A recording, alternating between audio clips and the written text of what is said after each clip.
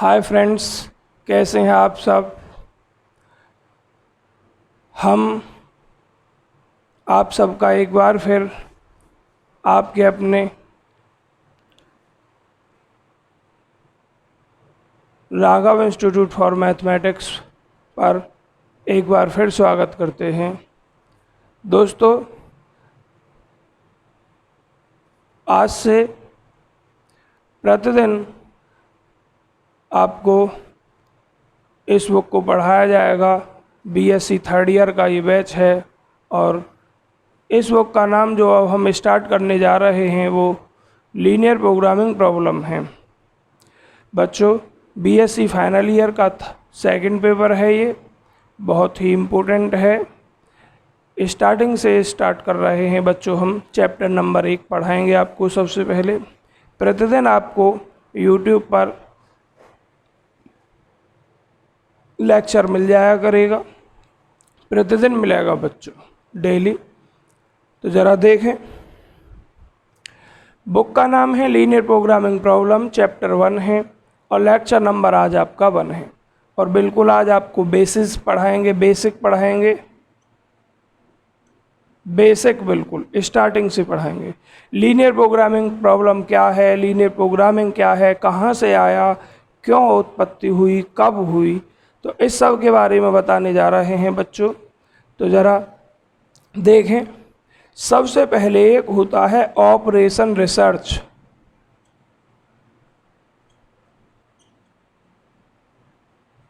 Operation research. और बच्चों, operation research की एक ब्रांच होती है। इसकी उत्पत्ति कब हुई बच्चों, ऑरिजिन कब हुई, ऑरिजिन।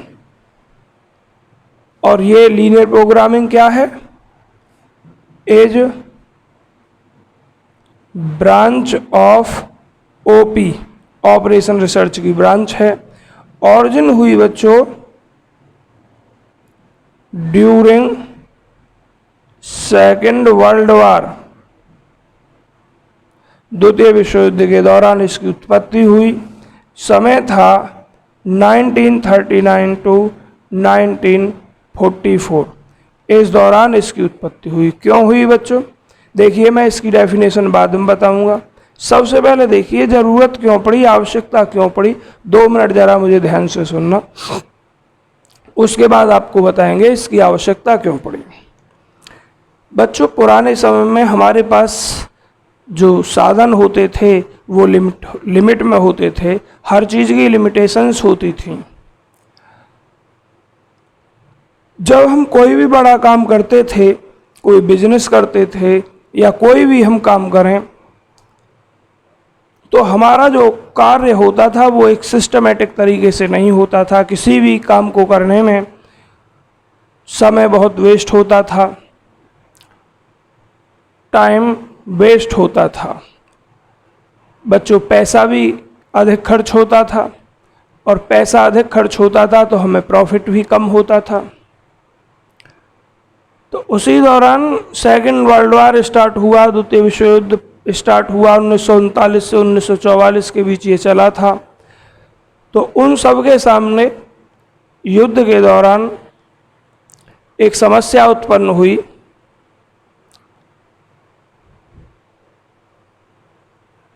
कि यहाँ से वहाँ इधर उधर सैनिक लड़ रहे हैं, उन तक खाना कैसे पहुँचाया जाए, खाना पहुँचाने में कम समय कैसे लगे, या यदि उन पर अगर वेपन्स, हथियार समाप्त हो रहे हैं तो बहुत जल्दी शीघ्रता के साथ उनके पास ये कैसे पहुँचे। क्योंकि अगर जल्दी पहुँचेगा कोई भी चीज़ तो टाइम कम लगेगा, टाइम कम लगेगा तो पैसा भी कम खर्च होगा, और इस सब के बीच रिजल्ट हमारा क्या आएगा कि हमें प्रॉफिट अधिक होगा, कुछ तो बेनिफिट होगा। तो बच्चों, एक टीम बुलाई गई साइंटिस्ट की, उनके सामने इन सब बातों को रखा गया। तो सभी साइंटिस्टों ने इस पर एक रिसर्च की और एक ऐसा मेथड निकाल लिया जिससे टाइम कम खर्च हो, पैसा कम खर्च हो और हमें जो बेनिफिट हो किसी भी काम में, बिजनेस कर रहे हैं तो प्रॉफिट जो हो किसी भी बिजनेस में वो अधिक से अधिक हो। तो बच्चों उस समय सभी वैज्ञानिकों के सामने एक यही प्रश्न था कि एक ऐसी युक्ति ढूंढी जाए, एक ऐसा मेथड डेवलप किया जाए जिससे समय कम खर्च हो, पैसा कम खर्च हो किसी भी कार्य के दौरान, और हमारा प्रॉफिट या फायदा बेनिफिट अधिक से अधिक हो। तो इस युद्ध के दौरान यह युक्ति खोज ली गई और इस मेथड के द्वारा इस युद्ध में बहुत ज़्यादा फायदा हुआ। तो जो भी टेक्निक थी जो डेवलप की गई थी बच्चों, उस टेक्निक ने जो इंडस्ट्रियल मैनेजर्स थे उनका भी ध्यान अपनी तरफ खींचा। उन सभी इंडस्ट्रियल मैनेजर्स ने जो इस समस्या का समाधान खोजने की कोशिश कर रहे थे काफ़ी दिन से, उनको भी बहुत हेल्प मिली। तो बच्चों तभी से ये अस्तित्व में आया लीनियर प्रोग्रामिंग। और लीनियर प्रोग्रामिंग प्रॉब्लम क्या है, ब्रांच है किसकी है, ऑपरेशन रिसर्च की है। तो बच्चों फर्स्ट मेथड जो था इस फील्ड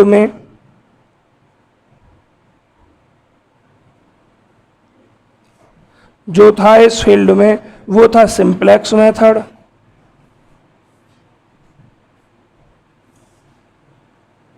बच्चों फिर इसके एप्लीकेशंस को डेवलप किया गया। तो सबसे पहला ऑब्जेक्टिव प्रश्न बनता है कि लीनियर प्रोग्रामिंग क्या है, ब्रांच है किसकी, ऑपरेशन रिसर्च की। इसकी ओरिजिन कब हुई, सेकंड वर्ल्ड वॉर के दौरान हुई। समय था 1939 से 1944। फर्स्ट मेथड क्या था इसका, सिंप्लेक्स मेथड था। बच्चों उद्देश्य क्या था हमारा इस मेथड को डेवलप करने का, उद्देश्य था कि ऐसा मेथड डेवलप किया जाए जिससे किसी भी बिजनेस को हम कर रहे हैं या कोई भी काम कर रहे हैं तो समय कम से कम खर्च हो, पैसा कम से कम खर्च हो, तथा हमें बेनिफिट जो मिले वो अधिक से अधिक मिले। ये उद्देश्य था और यही सभी की प्रॉब्लम्स थी उस समय, और इसके बाद सबकी ये प्रॉब्लम सॉल्व हो गई। तो बच्चों ये हमने आपको इसकी समरी पढ़ाई है। जो भी पूरी समरी है उसका निष्कर्ष यही है जो हमने पढ़ाया है। बाकी आप स्वयं पढ़ लेंगे इसमें से क्या लिखा है क्या नहीं लिखा। एक बच्चों एक और टॉपिक है आपका अभी, वो टॉपिक है इसी से रिलेटेड है, डेफिनेशन उसकी आप स्वयं करके लाएंगे, अपने आप पढ़ेंगे इस डेफिनेशन को। A decision which taking into account all the circumstances can be considered the best one is called the optimal decision। मतलब ऑप्टिमल डिसीजन की डेफिनेशन आप स्वयं पढ़ कर आएंगे। इसके बाद बच्चों जो इसने टर्म दिया है लीनियर प्रोग्रामिंग का और लीनियर प्रोग्रामिंग प्रॉब्लम का, मैं ऑरली आपको समझा रहा हूँ, बाकी पढ़ तो आप अपनी बुक से लेंगे। लीनियर प्रोग्रामिंग प्रॉब्लम या लीनियर प्रोग्रामिंग क्या है, सबसे पहले लीनियर प्रोग्रामिंग सुने, उसके बाद लीनियर प्रोग्रामिंग प्रॉब्लम। एक डेफिनेशन मैं क्लियर करा रहा हूँ, एक डेफिनेशन आप स्वयं पढ़ेंगे। बच्चों लीनियर प्रोग्रामिंग प्रॉब्लम एक इम्पोर्टेंट ऑप्टिमाइजिंग टेक्निकल है। ऑप्टिमाइजिंग वर्ड दो शब्द लिए हुए होता है। ऑप्टिमाइज के अंदर एक चीज होती है मैक्सिमाइजेशन और एक शब्द होता है मिनिमाइजेशन।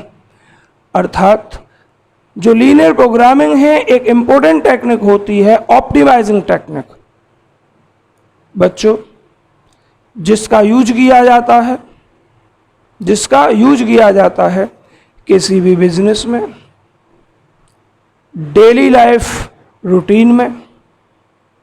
और किस लिए यूज किया जाता है कि हम कोई भी काम कर रहे हैं तब बच्चों मेन उद्देश्य यही निकल कर आता है कि जो भी हमारे फंक्शंस होते हैं, फंक्शन में जो वेरिएबल होते हैं उनकी वैल्यू जो फाइंड करनी होती है हमें, उनका मान निकालना। और कैसा, मैक्सिमाइजिंग या मिनिमाइजिंग, ऑप्टिमाइजेशन मतलब।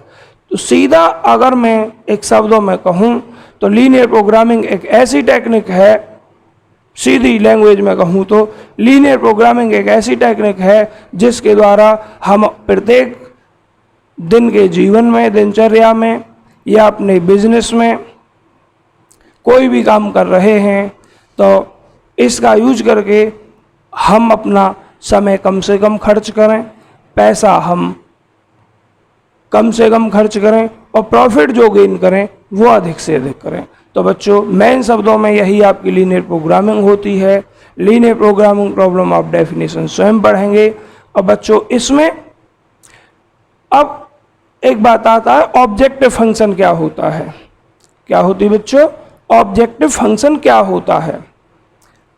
तो बच्चों वह फंक्शन जिसको हमें ऑप्टिमाइज करना होता है, एक ऐसा फंक्शन जिसको हमें ऑप्टिमाइज करना होता है, अर्थात जिसकी हमें मैक्सिमम वैल्यू फाइंड करनी होती है या मिनिमम वैल्यू फाइंड करनी होती है, उसी को हम क्या कहते हैं? ऑब्जेक्टिव फंक्शन कहते हैं।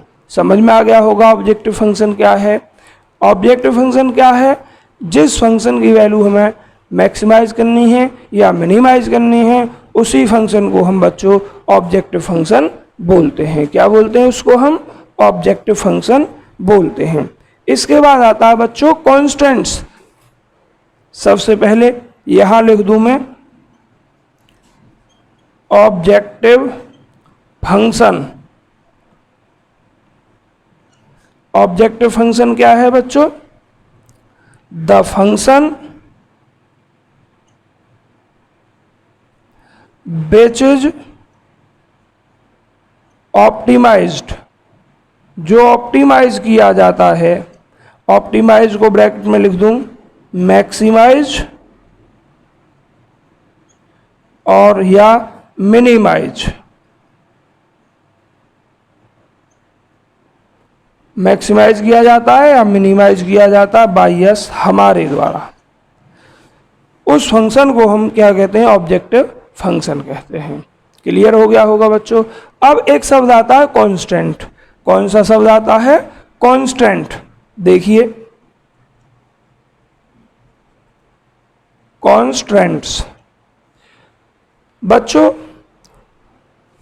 उस सिस्टम को जिसके अंडर कोई फंक्शन आपको ऑप्टिमाइज करना होता है, उस सिस्टम को हम कांस्टेंट कहते हैं। द सिस्टम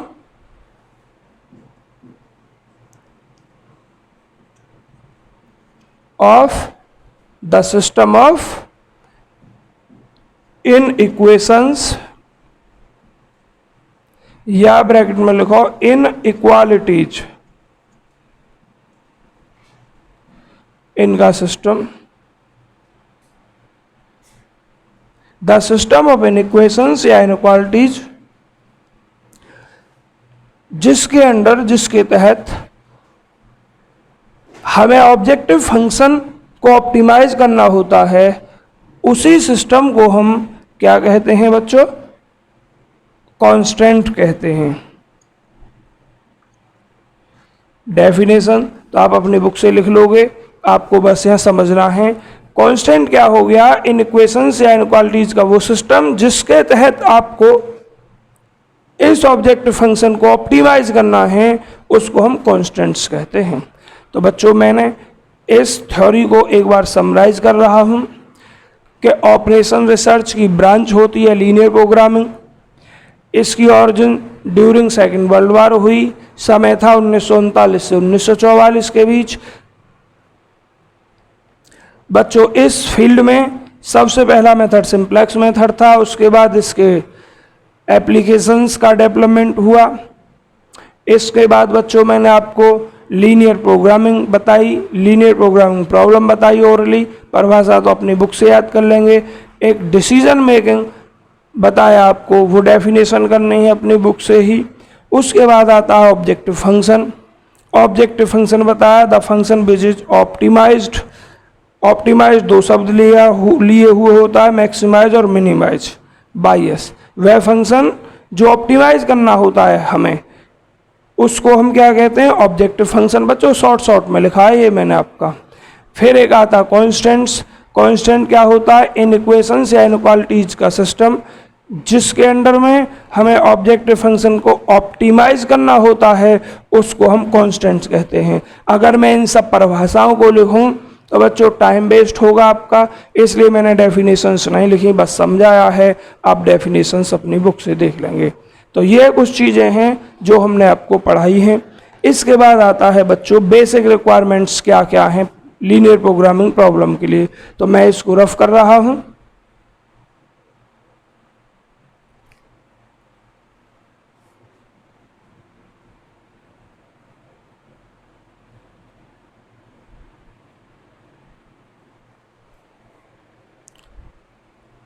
बच्चों अब लिखना है आपको basic requirements of a linear programming problem.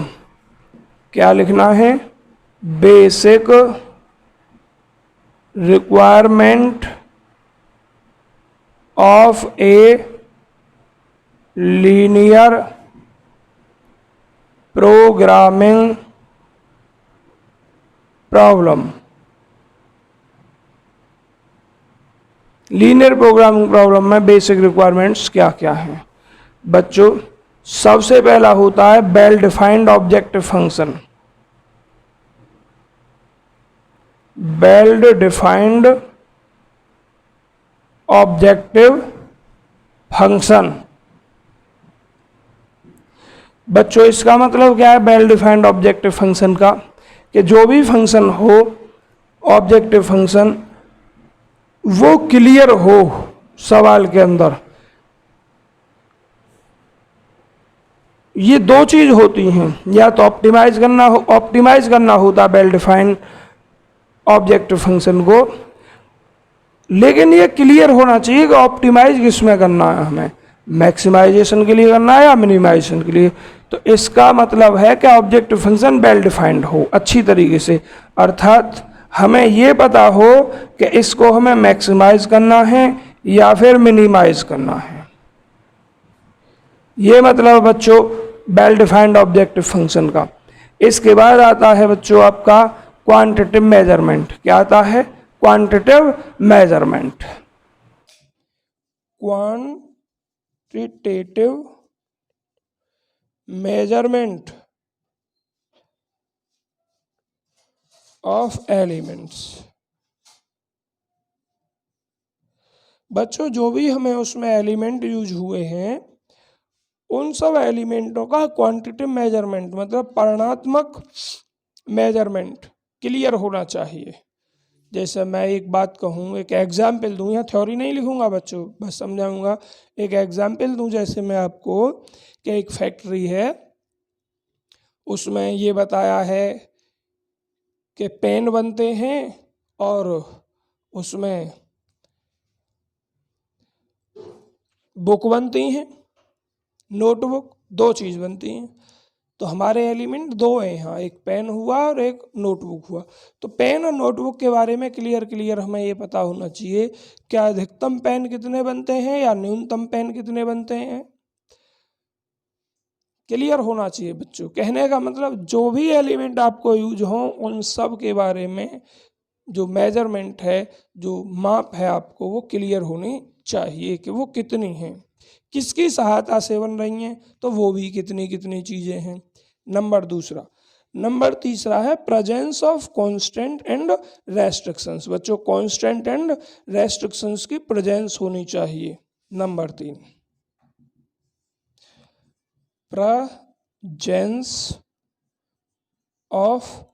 presence of constraints and restrictions। बच्चों इनकी उपस्थिति होनी अनिवार्य है। कॉन्स्टेंट्स का क्या मतलब बताया था मैंने आपको, इसका मतलब तो बता चुका हूँ। जो हमारे क्वेश्चन होगा उसमें जो भी लीनियर इनक्वालिटीज होंगी, लीनियर इन इक्वेशंस होंगी, उनको हम कांस्टेंट कहते हैं। और बच्चों रेस्ट्रिक्शंस में क्या होता है? रेस्ट्रिक्शंस में एक सीमा होती है, एक कंडीशन होती है। जैसे मानकर चलिए मेरे पास एक कंपनी है, उसमें पेन बन रहे हैं X। मेरे पास एक कंपनी है, उसमें नोटबुक बन रही है आपकी Y। एक और है बच्चों इसी से रिलेटेड कुछ भी पढ़ाई से संबंधित सामग्री, मान लो इंक जो है यूनिट, डिब्बी की एक यूनिट मान लो, ये जेड है। तो बच्चों ये जो नंबर है ना, जब हम निर्माण कर रहे हैं अपनी कंपनी में इन चीज़ों का, तो ऑलवेज कैसे होंगे, is greater than equal to 0। तो ये जो सेट होगा, ये वाला जो सेट होगा बच्चों, ये हमेशा कैसा होगा, is greater than equal to 0 होगा, सभी वेरिएबल के लिए, सभी एलिमेंट्स के लिए। क्यों होगा बच्चों, ध्यान से सुनना। अगर आप पेन बना रहे हैं तो संभव है कि आप 10 पेन बना लें पर आवर, या 50 पेन बना लें, या 5000 पेन बना लें।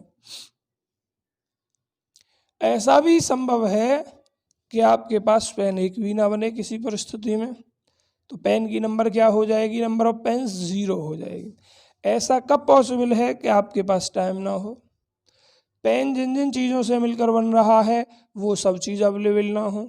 मान के चलिए पेन में जब लिखते हैं तो उसके लिए इंक चाहिए होती है, मान चलिए इंक की सभी यूनिट ख़त्म हो गई आपके पास पहले ही, तो अब पेन एक भी नहीं बनेगी, बिना इंक के पेन थोड़ी बन जाएगी, या कुछ और चीज़ ख़त्म हो गई, तो क्या नंबर ले सकते हो, 0। लेकिन ऐसा किसी भी केस में नहीं होगा कि पेन की संख्या is less than equal to is less then हो जाए 0 से, मतलब माइनस में 10 पेन बन जाएं, या -50 पेन बन जाएं, या -30 पेन बन जाएं। ऐसा डियर स्टूडेंट कभी पॉसिबल नहीं होगा। तो हम इस कंडीशन का यूज करते हैं, इसी कंडीशन को हम बच्चों रेस्ट्रिक्शन कहते हैं, या रेस्ट्रिक्शंस कहते हैं। तो 3 टॉपिक क्लियर हो गए बच्चों। चौथा जो टॉपिक है इसकी कोई आवश्यकता नहीं है। 5वां टॉपिक है नॉन नेगेटिव रेस्ट्रिक्शंस। देखिए यही वाली चीज़ है नॉन नेगेटिव रेस्ट्रिक्शंस, बोर्ड पर कुछ भी नहीं लिखूंगा। नॉन नेगेटिव रेस्ट्रिक्शंस का मतलब है कि जो रेस्ट्रिक्शंस होंगी नॉन नेगेटिव, नेगेटिव नहीं होंगी, अर्थात इनकी जो नंबर होगी वो पॉजिटिव में या 0 ही हो सकती है, 0 या 0 से बड़ी होगी। कभी भी ऐसा नहीं हो सकता कि x इज लेस देन 0, या y इज लेस देन 0, या z is less then 0। Non negative का इसी में काम हो गया बच्चों। अब होता है लीनियरिटी। बच्चों अगला टॉपिक क्या है, लीनियरिटी। बच्चों अब उन विद्यार्थियों को फायदा होने वाला है जो विद्यार्थी चैप्टर के शुरुआत में गायब रहेंगे, लेट हुआ करेंगे, आ नहीं पाएंगे पढ़ने। उन विद्यार्थियों को कभी भी हमारे YouTube चैनल को सर्च करें और वीडियो देखें, लेकिन चैप्टर की फुल वीडियो आपके अवेलेबल नहीं रहेंगी। अगर किसी चैप्टर में 10 वीडियो हुई तो आपको 5 या 6 या 4 वीडियो ही अवेलेबल रहेंगी। तो बेसिक रिक्वायरमेंट में लीनियरिटी की बात आई। अभी लीनियरिटी बच्चों, लीनियरिटी का मतलब क्या है, जो भी हमारी प्रॉब्लम बनेगी, जो भी प्रॉब्लम होगी हमारी, उस प्रॉब्लम में क्या क्या चीज़ बनती है अब तक। एक तो ऑब्जेक्टिव फंक्शन बना, एक सब्जेक्ट टू कांस्टेंट बना,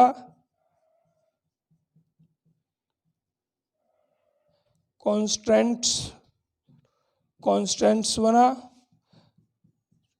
एक बना रेस्ट्रिक्शंस। ये 3 चीज़ें बनी बच्चों। इन तीनों चीज़ों में जो भी वेरिएबल होंगे, द वेरिएबल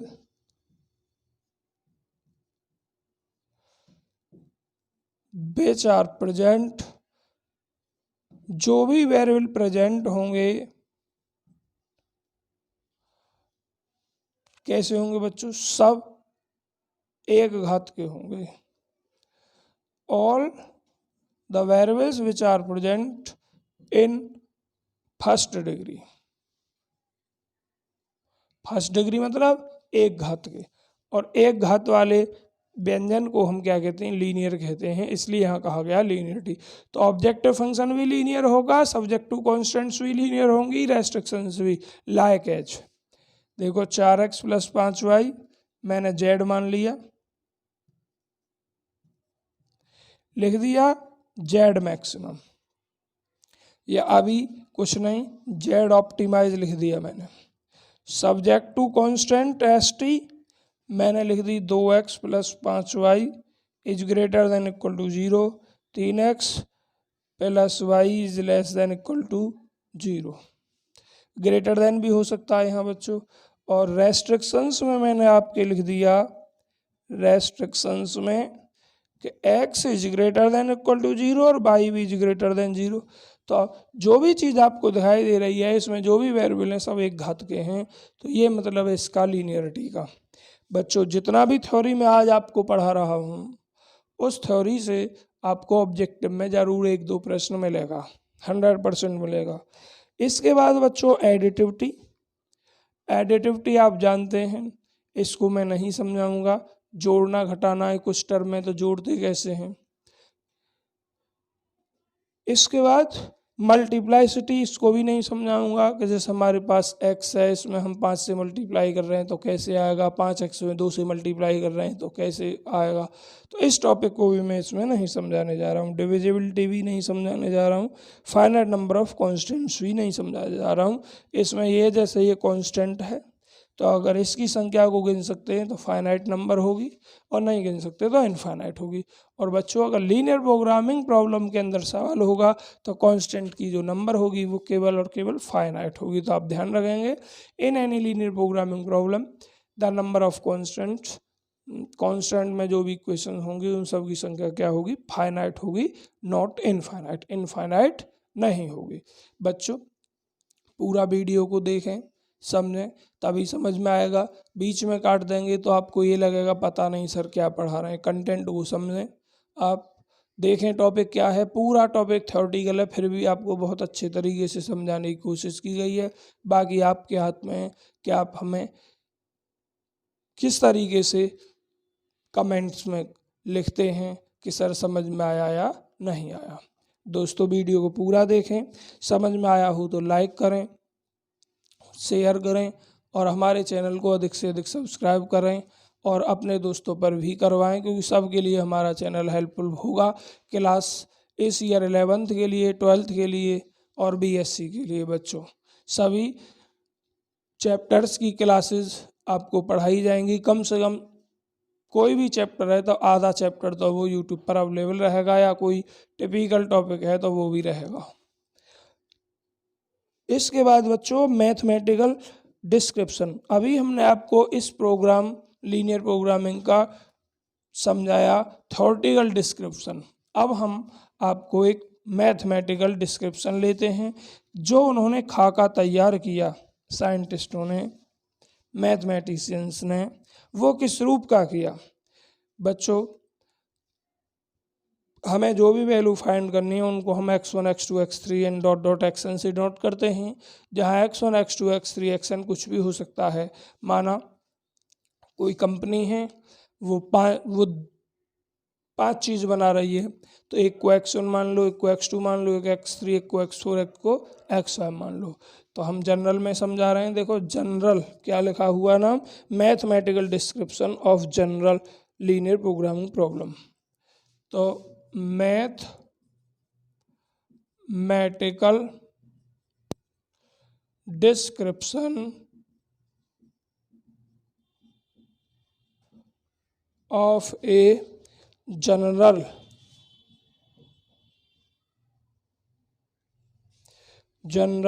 लीनियर प्रोग्रामिंग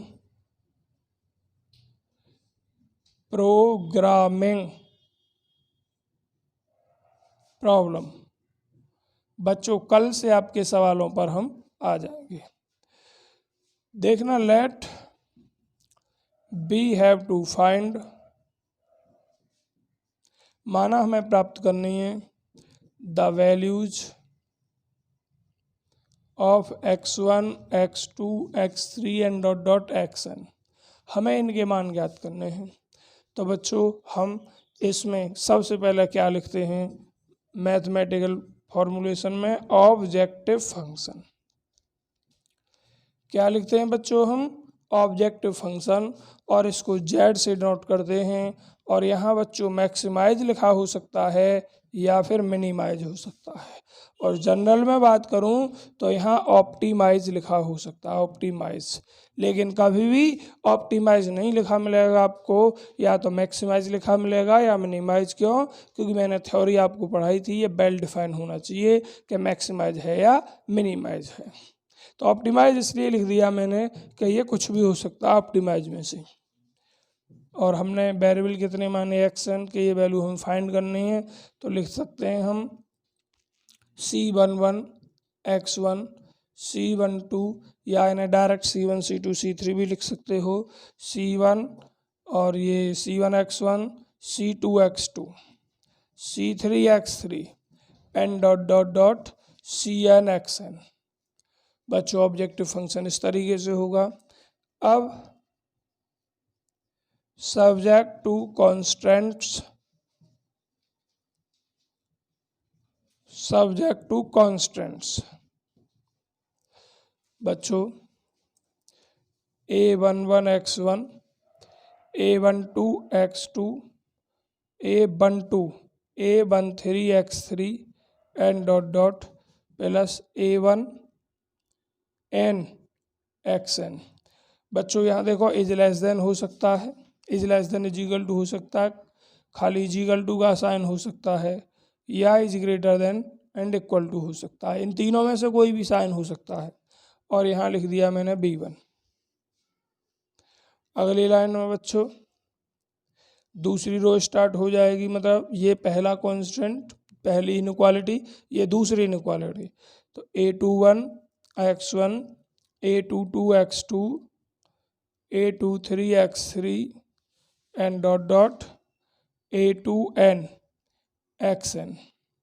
बच्चों वही condition is less than equal to हो सकती है, इज इक्वल टू हो सकती है, is greater than equal to हो सकती है, और ये B2। बच्चों A31 x1, इसके बाद लास्ट लिख दूंगा A32 x2 A33 x3 n dot dot plus A3n xn is less than equal to, is equal to और is greater than equal to, और बच्चों यहाँ B3 हो सकता है n डॉट डॉट। अब बच्चों हम लास्ट लिख रहे हैं AM1 x1 AM2 x2 AM3 x3 n dot dot. यहाँ आ जाएगा AMN xn is less than equal to, केवल इज इक्वल टू और is greater than equal to. और यहाँ बच्चों क्या कितनी रो हैं, m मानी है m। इसका मतलब देखिए पहली रो, दूसरी रो, तीसरी रो और mb रो, पहला कॉलम, दूसरा कॉलम, तीसरा कॉलम और nवा कॉलम। तो अब लिखते हैं रेस्ट्रिक्शंस। क्या लिखते हैं अब हम, रेस्ट्रिक्शन। बच्चों देखिए रेस्ट्रिक्शंस, रेस्ट्रिक्शंस लिखना है हमें। रेस्ट्रिक्शंस लिखेंगे, देखिए रेस्ट्रिक्शन, यहाँ इसको लिखने की ज़रूरत नहीं होती। जो वेरिएबल हैं x1 x2 इन सब की वैल्यू फाइंड करना चाहते हैं आप, तो ये जो होंगे is greater than equal to 0 होंगे। ये मैथमेटिकल फॉर्मूलेशन है बच्चों। इसका एक शॉर्ट फॉर्म भी है।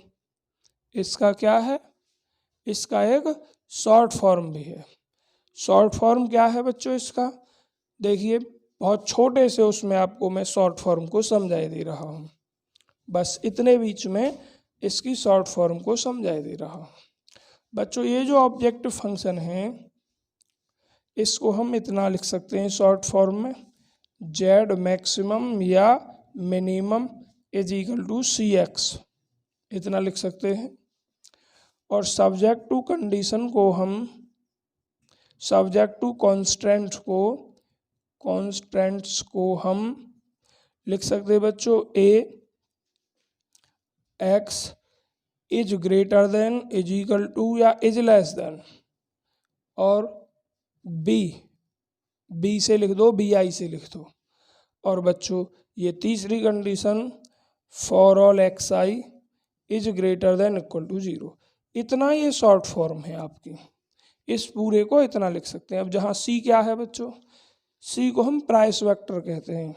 ध्यान रखेंगे C को बच्चों हम क्या कहते हैं, C को प्राइस वेक्टर कहते हैं बच्चों, C को प्राइस वेक्टर कहते हैं या रो मैट्रिक्स कहते हैं। C में क्या आ जाता है आपका, C1 C2 C3 ये डॉट डॉट में आ जाती है आपकी, और इसको क्या बोला जाता है, प्राइस वेक्टर। ध्यान रखोगे, जगह कम थोड़ी सी, प्राइस वेक्टर। मैं रफ करना नहीं चाह रहा हूँ इसको। ये जो ए है बच्चों, ये कोएफिशिएंट मैट्रिक्स है। ये ए क्या है, ए क्या है, इस ए को हम कोएफिशिएंट मैट्रिक्स कहते हैं।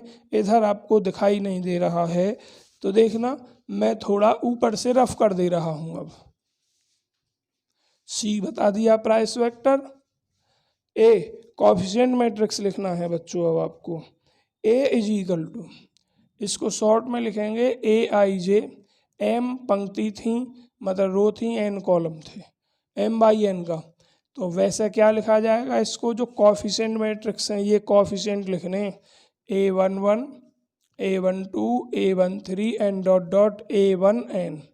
अगला लिखना है A21 A22 A23 dot dot A2n, मतलब जो इसमें गुणांक हैं xi के, x1 x2 x3 के, वो पहली रो के पहली जो इनइक्वेशन है उसके गुणांक पहली रो में, दूसरी जो इनइक्वेशन अर्थात इनइक्वालिटी उसके कोएफिशिएंट दूसरी में, और थर्ड जो इनइक्वालिटी है उसके कोएफिशिएंट तीसरी रो में।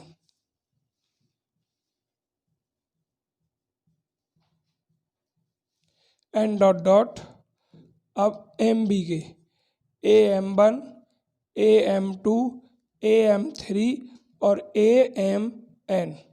बच्चों ये ए होता है और इस ए को हम कोएफिशिएंट मैट्रिक्स कहते हैं। क्या कहते हैं, कोएफिशिएंट मैट्रिक्स कहते हैं इसको।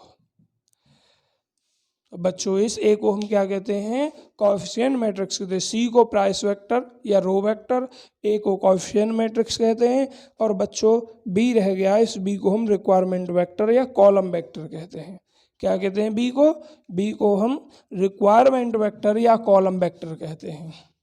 देखिए अब है रिक्वायरमेंट वेक्टर, रिक्वायरमेंट वेक्टर, इसको बी से डिनोट करते हैं, किससे डिनोट करते हैं, बी से।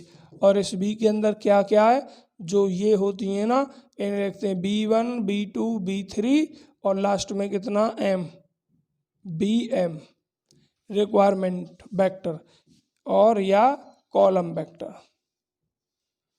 वेक्टर ये बोला जाता है इसको बच्चों।